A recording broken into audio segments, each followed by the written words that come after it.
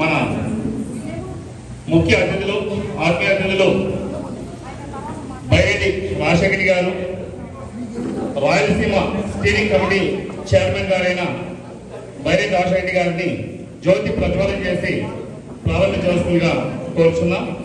అదేవిధంగా అధ్యక్షులు గంగులూరు నరేష్ కుమార్ రెడ్డి గారు, వైద్యలింగం రెడ్డి గారు పాండిచేరి నుండి, గట్టేరి పైపెట్టి గారు, సైకం రామకృష్ణారెడ్డి గారు, శైలజారెడ్డి గారు, అరుణ్ గారు, సుహాసిని గారు, దండు ధర్మాని గారు, దయచేసి అందరూ వేదిక వద్ద వస్తే మనం జ్యోతి ప్రజ్వలన చేసి ఈ యొక్క కార్యక్రమాన్ని ప్రారంభిస్తాం.